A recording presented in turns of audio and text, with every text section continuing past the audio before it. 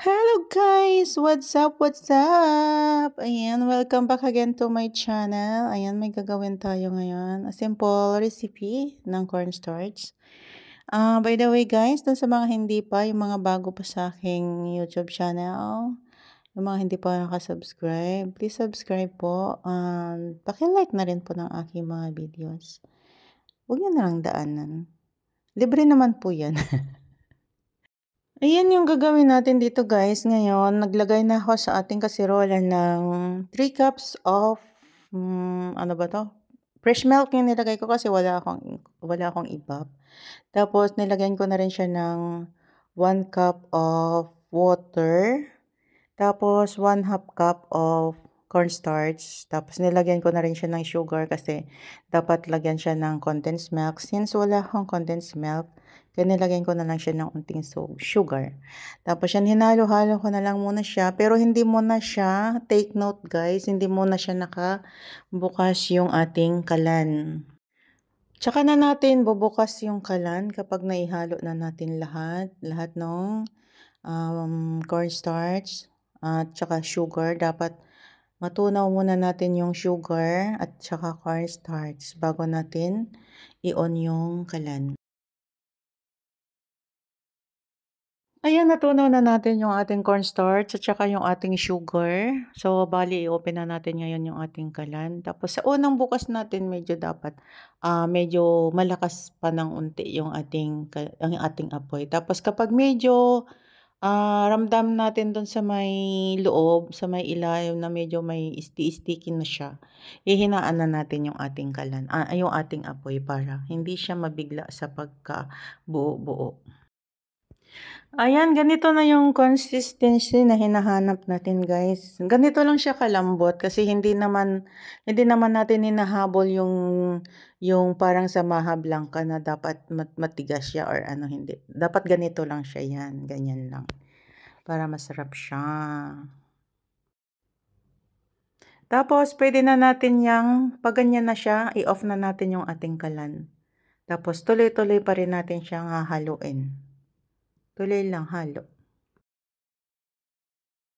Tapos, ililipat na natin siya sa ating lalagyanan. Mas maganda kung may llanera tayo kasi since wala akong llanera, dyan ko na lang siya nilagay ayan, sa aking kumaring plastic. Tupperware po yan, hindi po siya talaga plastic. Kumari ko yan. Ito na siya, bali, papalamigin muna natin siya ng unti para maganda yung ano niya sa taas. Kasi may gagawin pa tayo dyan. Maglalagay pa tayo ng syrup sa taas niya. Kaya dapat palamigin muna natin siya ng konti para hindi mabutas yung ano niya sa taas pag nilagay natin yung syrup. Okay? Ayan, habang hinihintay natin lumamig yung ating ginawa, ngayon gagawa tayo, magkakaramelize tayo ng sugar para sa kanyang toppings. Ayan.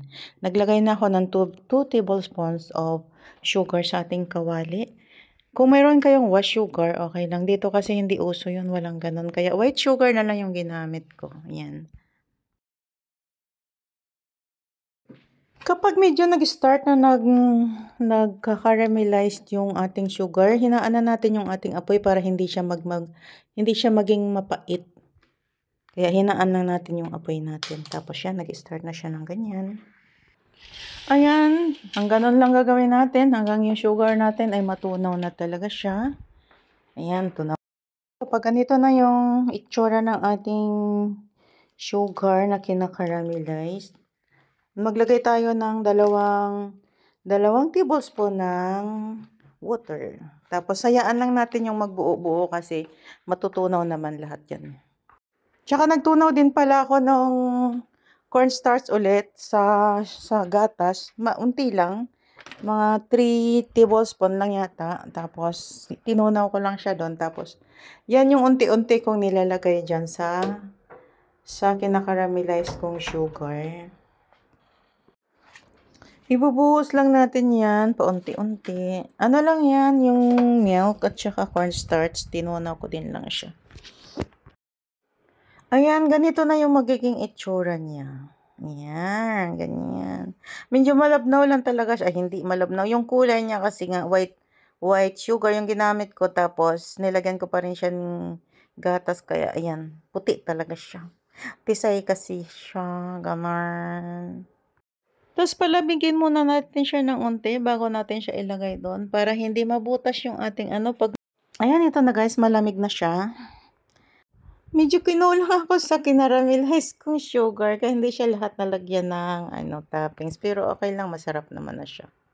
Now, let's proceed to tikiman time. Ayan, ang lambot niya guys. Ganito lang dapat yung texture niya. Malambot siya. Hindi yung parang... Ayan, perfect lang yung pagkalambot niya guys. Kasi hindi talaga yung maha yung hinahabol natin yung texture niya. Yung ganyan lang siya, malambot. Grabe, oh my God. Kalami, oy. Lami kaayo. Hala, pag Ilocano naman. Ay na, manang, naghimasan. Nagramansi ka. Diba? Salitang Romlo naman tayo. Hala, kuy namit gidaw. Diba? Sa Chinese naman tayo. How cher. Ayan, thank you guys for watching and hope you like it guys. Please, paki-subscribe naman po yung mga bago pa lang po sa aking YouTube channel. Yung mga hindi pa nakasubscribe.